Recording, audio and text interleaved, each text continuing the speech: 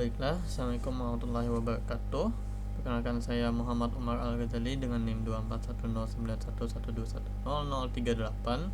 Jadi di sini saya ingin membawakan sebuah video tentang penjelasan mengenai anatomi kardiorespirasi beserta dengan klinisnya. Nah, video ini saya buat sebagai memenuhi tugas dari dosen pengampu kami, yaitu Dr. Oski Liandri. Semoga dapat dipahami dan dicerna dengan mudah. Mungkin langsung saja kita ke slide berikutnya, ke penjelasan pertama, yaitu mengenai apa saja yang dibahas pada kardiorespirasi ini. Baiklah, untuk topik dari kardiorespirasi ini itu sebagaimana namanya, sebenarnya itu diambil dari dua istilah, yaitu kardiovaskular dan respirasi. Nah, untuk memudahkan penjelasan, jadi saya mulai terlebih dahulu dari bagian respirasi, kemudian pada bagian kardiovaskular. Nah, mungkin langsung saja ke penjelasan pertama, yaitu pada bagian respirasi. Nah, untuk respirasi ini itu terlebih dahulu kita mengetahui respirasi adalah sistem pernapasan dari tubuh manusia itu. Nah, sebagaimana yang kita pelajari, respirasi itu dimulai dari hidung dan udara nantinya masuk ke pada ujung dari paru-paru pada alveolus untuk ditukar gasnya dan digunakan untuk seluruh tubuh.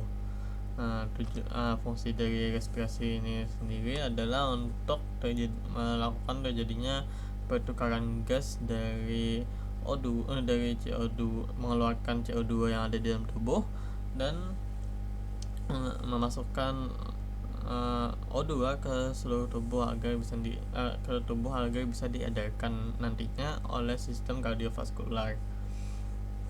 Nah, untuk pembahasan respirasi ini itu bisa dibagi menjadi dua pembagian. Ada yang dibagi secara anatomis dan ada juga yang dibagi secara fungsional. Nah, kalau dibagi menjadi anatomis itu nantinya akan terbagi menjadi dua, yaitu ada bagian superior dan ada bagian inferior. Superior adalah pernapasan bagian atas dan inferior adalah bagian bawah pernapasan. Untuk fungsionalnya itu secara fungsi ada sebagai konduktor dan ada sebagai respiratory. Nah, karena kita akan membahas anatomis, pada bagian anatomis ini lebih lanjut, mungkin bisa aku jelaskan sedikit mengenai pembagian fungsional. Nah, untuk fungsionalnya itu konduktor dan respiratory. Konduktor itu adalah yang berfungsi untuk menyampaikan atau sebagai jalan agar udara bisa masuk kepada paru-paru. Nah, yang dimulai dari lubang hidung hingga ke ujung bronchiolus terminalis. Nah, untuk bagian respiratory adalah yang memiliki fungsi sebagai tempat di mana terjadinya pertukaran gas. Nah, dan itu adalah lanjutannya yang terletak di bagian paru-paru. Langsung saja kita mungkin masuk kepada pembahasan pada bagian pernapasan atas atau bagian superior. Nah, bagian pernapasan atas ini itu secara anatomis dibagi menjadi tiga lagi, yaitu pada bagian nasus, bagian farinx, dan kemudian pada bagian laring. Nah, nasus ini adalah, atau yang sering kita sebut dengan hidung, adalah tempat pertama di mana terjadinya sistem pernapasan tersebut. Sebagaimana yang dapat kita lihat pada gambar berwarna biru itu adalah bagian luar dari hidung atau bagian nasus. Ada apex nasus, ada pembatasnya nasal septum, ada juga lubangnya yang disebut dengan nares, dan pada bagian biru muda dapat kita lihat bagian dalam hidung itu lumayan besar. Di dalamnya itu ada nasal cavity atau kavitas nasi. Nah, dalam kavitas nasi ini ada kita dapati tiga kongka, yaitu kongka nasalis inferior, media, dan superior. Superior ini adalah tempat di mana olfaktoria atau bagian kita dapat mencium bau, mengenali bau tersebut. Disinilah terjadinya penciuman bau tersebut. Selanjutnya setelah melewati berbagai tempat penyaringan yang ada di kavitas nasi ini, itu akan berlanjut ke bagian farinx. Nah, untuk bagian farinx itu dibagi lagi kepada 3 bagian. Ada nasopharynx, oropharynx, dan laryngopharynx. Dan pembagian ini tempatnya sesuai dengan namanya. Nasopharynx adalah di tempat yang berhubungan langsung dengan bagian hidung, yaitu pada bagian sini. Turun lagi ke bawah itu ada oropharynx yang berhubungan langsung dengan bagian mulut, bagian belakang mulut. Nah, itu pada bagian sini.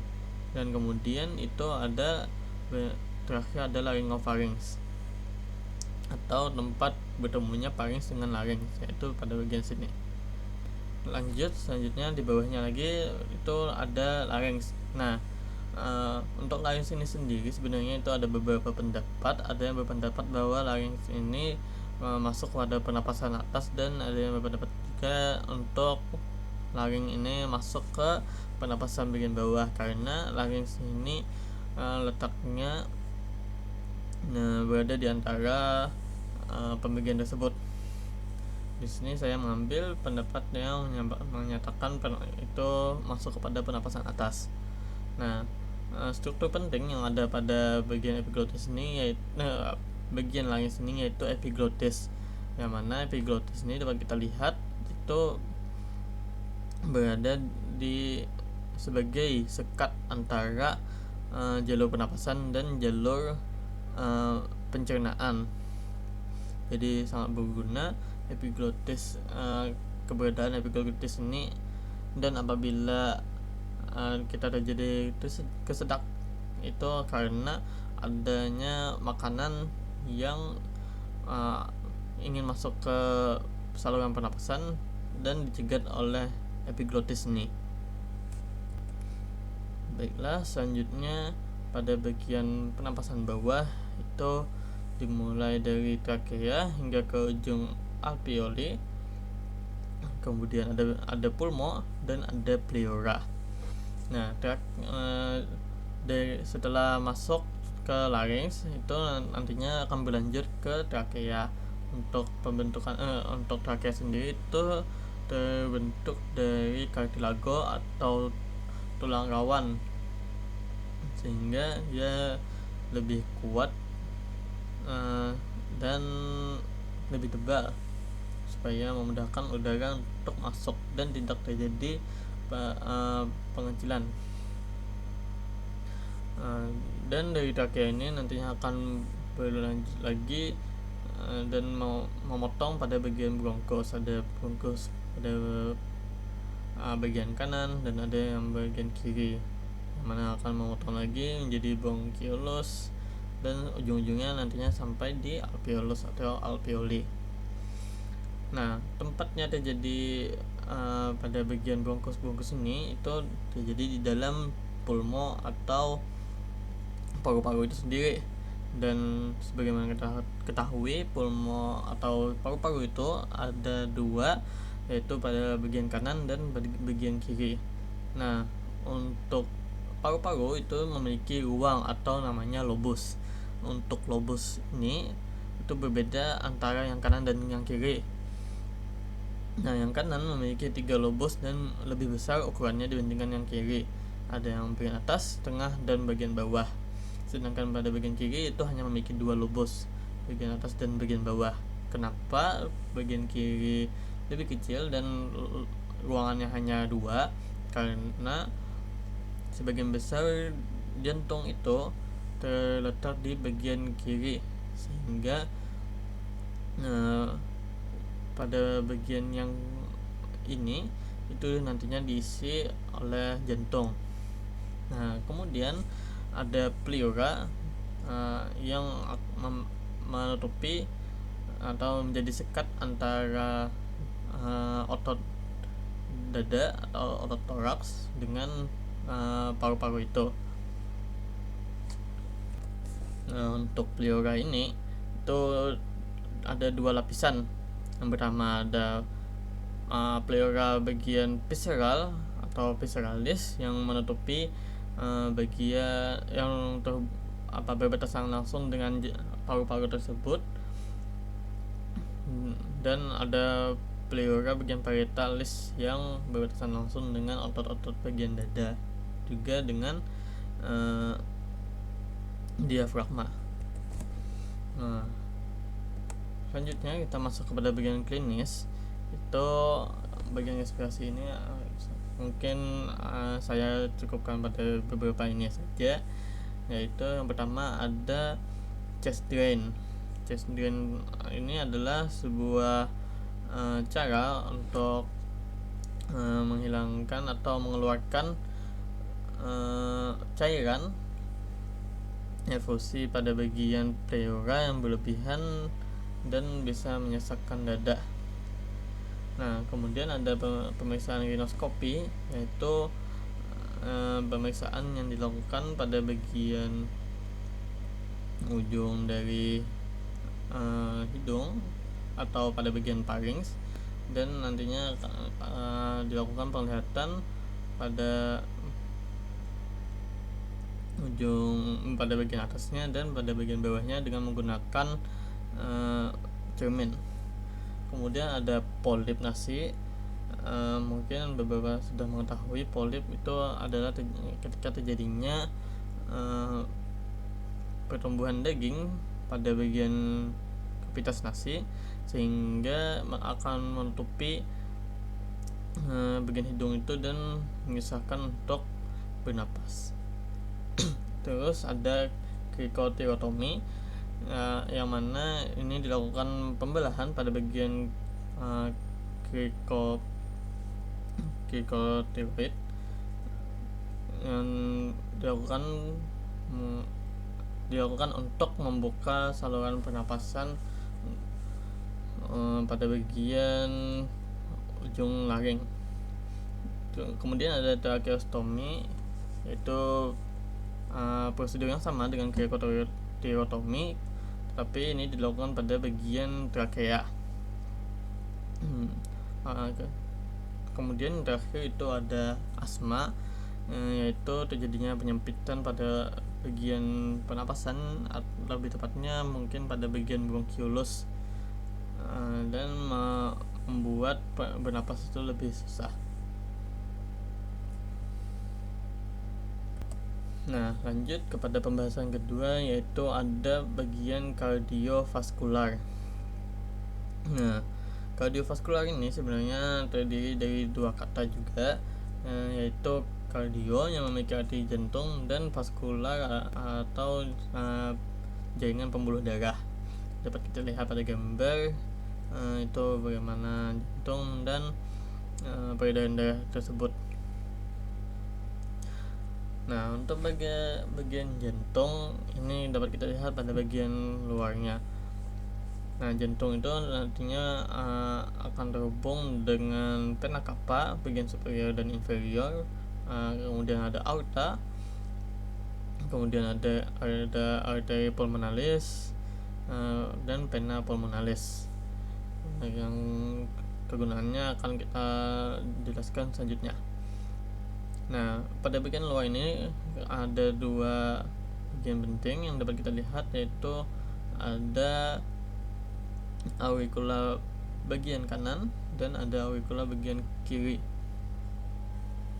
Nah, jantung ini nantinya diinervasi oleh arteri coronarius. Lanjut, kita lihat pada bagian dalamnya. Di sini juga kita dapat melihat bagaimana peredaran darah itu. Nah, untuk jantung itu memiliki 4 ruang, yaitu ada atrium kanan di mana darah yang banyak akan karbon dioksida itu dari seluruh tubuh disalurkan memasuki atrium kanan. Kemudian ada ventrikel kanan di mana setelah masuk ke bagian ruang atrium kanan itu dipompa darah dengan banyak karbon dioksida tersebut ke bagian ventrikel kanan, yang mana nantinya ventrikel kanan ini akan memompa darah itu ke paru-paru untuk diubah gasnya dari karbon dioksida dengan darah yang kaya akan oksigen melalui arteri pulmonalis. Nah, setelah dari paru-paru itu nantinya darah akan dipompa menuju atrium kiri melalui vena pulmonalis, dan dari atrium kiri itu nantinya akan dipompa masuk ke ventrikel kiri yang berisi dengan darah kaya akan oksigen dan disalurkan ke seluruh tubuh melalui aorta. Nah, di sini kita melihat itu bagaimana bentuk anatomis dari katup jantung. Di sini kita lihat sebenarnya itu sudah dijelaskan, diperlihatkan di sini. Di sini ada katup trikuspid, pembatas antara atrium kanan dan ventrikel kanan. Kemudian dari ventrikel kanan menuju arteri pulmonalis itu melewati katup pulmonalis, yang mana nantinya akan masuk ke ventrikel kiri, dan pembatas antara ventrikel kiri dan atrium kiri dan ventrikel kiri itu ada katup bikuspid atau katup mitral. Nah, nantinya dari ventrikel kiri masuk ke aorta itu ada katup aorta. Nah, untuk katup-katup itu di sini kita lihat untuk katup pulmonal dan aorta itu memiliki katup sebagaimana bentuknya bulan sabit, sehingga dinamakan dengan semilunaris. Untuk katup pulmonal itu dibagi tiga, ada bagian anterior, ada bagian dekstra, dan ada bagian sinistra, kanan dan kiri. Begitu juga kemudian ada katup aorta, itu ada bagian posterior, ada bagian dekstra, dan ada bagian sinistra. Untuk katup trikuspid dan katup mitral itu juga dinamakan keduanya ini dengan katup atrioventrikular, yang mana menjadi pembatas antara atrium dan ventrikel. Katup trikuspid itu ada 3 pintu, ada bagian posterior, dan ada bagian anterior, dan juga ada bagian septal. Untuk katup mitral itu ada bagian posterior dan juga bagian anterior. Terakhir itu kita dapat melihat bagaimana peredaran darah tersebut. Seperti yang dijelaskan tadi,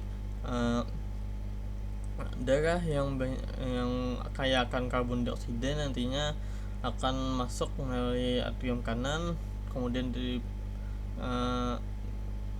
dipompa oleh ventrikel kanan menuju paru-paru untuk dilakukan pertukaran gas. Setelah gas tersebut ditukar di paru-paru, masuk lagi ke atrium kiri, kemudian dipompa oleh ventrikel kiri ke seluruh tubuh. Nah, untuk klinis itu ada beberapa yang saya dapatkan, yaitu pertama ada aritmia. Aritmia adalah kondisi di mana pacuan jantung itu tidak sesuai lagi iramanya, dan mungkin ada penyakit yang dinamakan dengan aritmia tersebut yang menyebabkan ketidaksesuaian irama pada pacuan jantung. Kemudian ada coronary heart disease atau penyakit jantung koroner. Dan ada aterosklerosis. Nah, kedua ini itu sebenarnya berhubungan. Untuk pertama kita jelaskan aterosklerosis.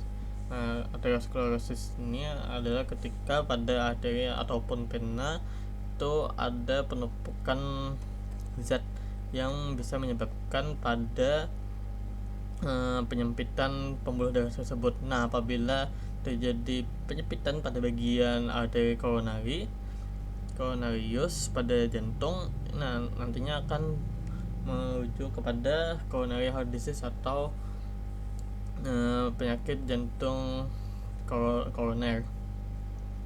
Kemudian ada kardiomiopati, itu adalah kondisi di mana adanya pembesaran ataupun pengecilan pada bagian jantung, pada otot jantung.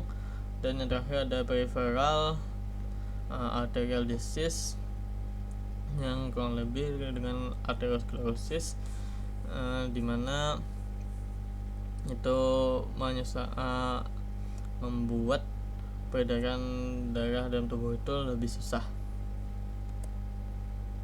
Nah, mungkin itu saja yang dapat saya sampaikan. Apabila ada kesalahan ataupun ketidakjelasan pada penjelasan saya, mohon dimaafkan. Mungkin itu saja. Wassalamualaikum warahmatullahi wabarakatuh.